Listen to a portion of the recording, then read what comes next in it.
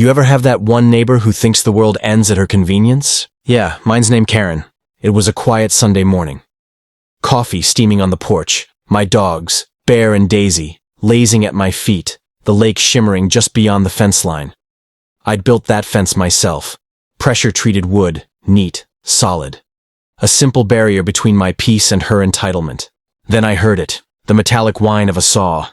Not just any saw, my saw. I put my mug down slow, the way you do when you know you're about to witness something unbelievable. Sure enough, through the slats of the fence, there she was. Pink sun visor, designer gloves, and a garden saw biting into my property line. I walked closer, my boots crunching the gravel. "Morning, Karen," I called out. "Planning a little home improvement?" She didn't even flinch. "This fence," she said, not looking up, "blocks my view of the lake. The HOA never approved it." "Funny," I said, folding my arms. "The HOA doesn't own this side of the lake. I do," she huffed, pushing the saw deeper. "It ruins the community aesthetic. Now, I don't know what's aesthetic about trespassing and destruction, but there she was, halfway through a plank, like she'd just been waiting for a reason to unleash her inner villain." Bear growled low beside me, sensing my tension. Daisy stood up, ears sharp. I kept my tone calm, maybe too calm. "Karen, I'm gonna need you to stop cutting my fence before this turns into something real stupid." She straightened up, brushing sawdust off her cardigan.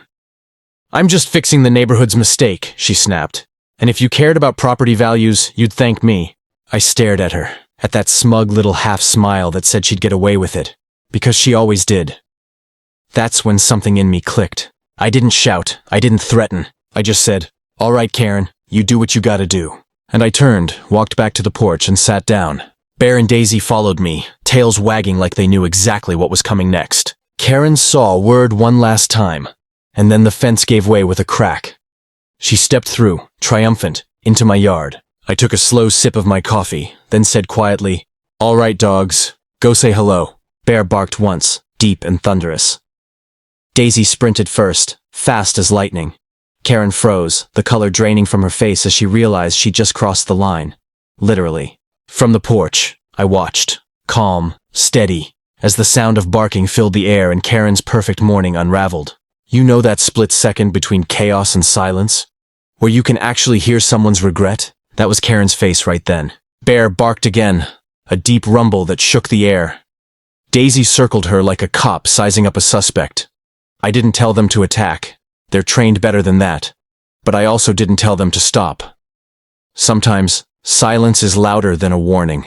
"Call them off," she screeched, clutching her designer purse to her chest like it might protect her. "They're dangerous." "They're territorial," I said, taking another sip of coffee. "Which is fair, considering you invaded their territory." Her voice cracked. I'm calling the HOA!" "Good," I said. "Tell them to bring some wood glue and a sense of boundaries." She backed up, her heel catching the edge of the broken plank. The moment she stumbled, Daisy barked, sharp and fast. Karen let out a yelp and bolted toward the open gap, tripping through mud and wildflowers on her way back to her own side of the fence.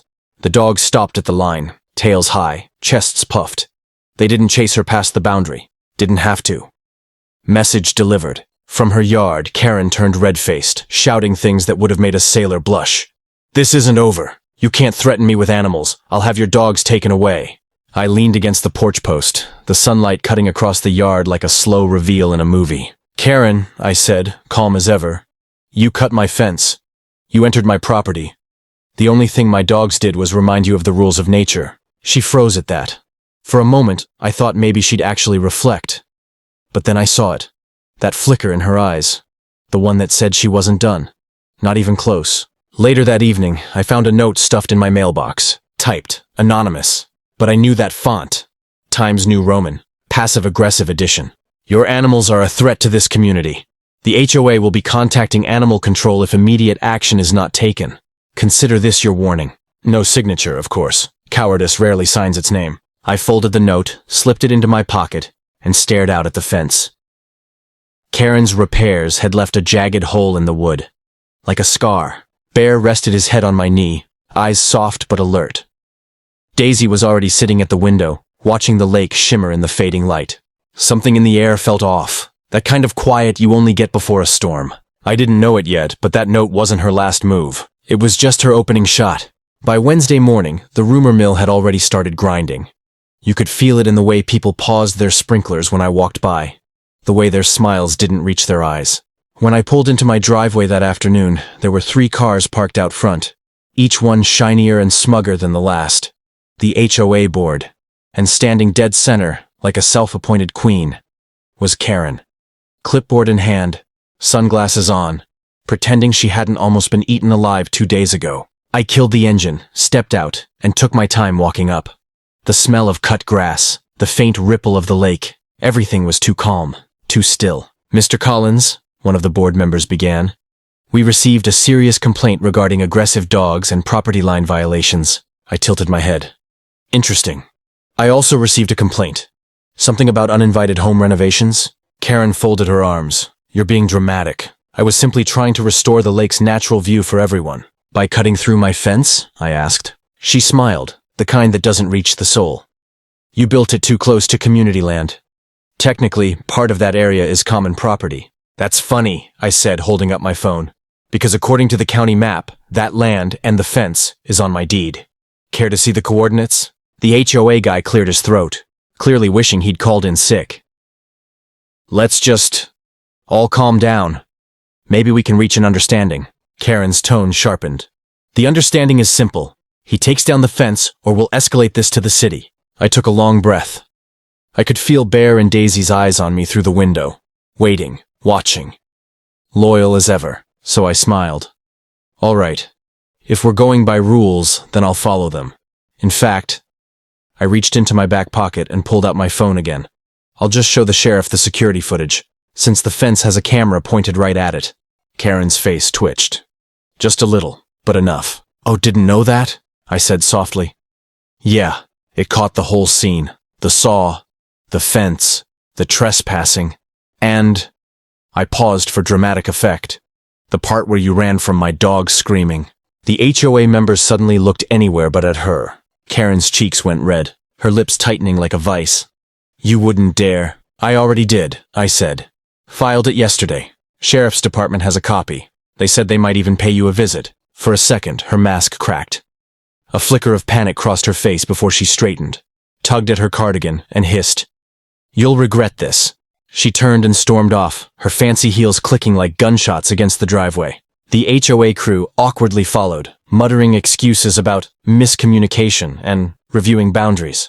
When they left, I stood there in the fading sun, the wind brushing against the damaged fence. I thought it was over. But that night, around midnight, Bear started barking again. And when I looked out the window, I saw her silhouette by the lake. Moonlight poured over the lake like silver glass. The air was thick, heavy, the kind that buzzes before something bad happens. Bear's bark cut through the stillness, sharp and warning. Daisy growled low beside him, hackles rising. I slipped on my jacket, grabbed the flashlight, and stepped onto the porch. Gravel crunched under my boots, the beam slicing through the dark until it found her. Karen, standing knee-deep in the water behind the broken fence, her reflection trembling in the ripples. She looked off. Not angry this time. Desperate. "What the hell are you doing, Karen?" I called out. She turned slowly, voice shaking. "You think you can humiliate me? Ruin my reputation? I'm not some villain in your little story." "Then stop acting like one," I said, walking closer. "You're trespassing again." "I'm taking what's mine," she snapped, pointing toward the water. "This lake is community property. I checked the bylaws." I cut her off. "You checked the wrong line. That's my dock, my fence, my dogs, and my patience running real thin." Bear barked again from behind me, echoing across the water. Daisy stepped forward, low and ready. The flashlight caught her eyes, twin shards of amber. Karen froze, her bravado crumbling. "Don't let them near me," she cried. I kept my tone level. "Then back away from the lake, now." For a second, she didn't move. Then, with that same defiant streak that had started all of this, she took one step closer to the dock, slipping in the mud. She screamed, flailing as her foot sank deeper. The flashlight beam caught her face, panic wide in her eyes. I ran forward, but before I could reach her, she splashed into the shallow edge, sputtering. The dogs barked wildly, but they didn't cross the line. They didn't need to. Karen dragged herself up, dripping and furious, mud streaked across her perfect outfit. I offered a hand. "You done now?" She slapped it away, teeth clenched. "You're finished in this neighborhood. You and your stupid dogs." Karen, I said quietly, you've been breaking fences, mine and everyone's peace. Maybe it's time you fix something for once. Her jaw tightened. For a moment, her anger flickered into something else, something like shame. She turned away, storming toward her yard without another word. The next morning, I found her fence crew out front. They weren't cutting, they were repairing. Not just hers, but mine too. No HOA meeting, no apology. Just quiet, uneasy peace. Bear lay by the porch again, Daisy napping beside him. The lake shimmered, calm for the first time in weeks. I took a sip of coffee, feeling that rare kind of silence you earn. Not by fighting, but by outlasting. And when I looked toward Karen's yard, I saw her at the window. She didn't wave. Neither did I. Some fences, after all, aren't meant to be mended. Don't forget to subscribe to Only Karen's for more dramatic real-life stories that'll keep you hooked till the very end. Next Karen story coming soon.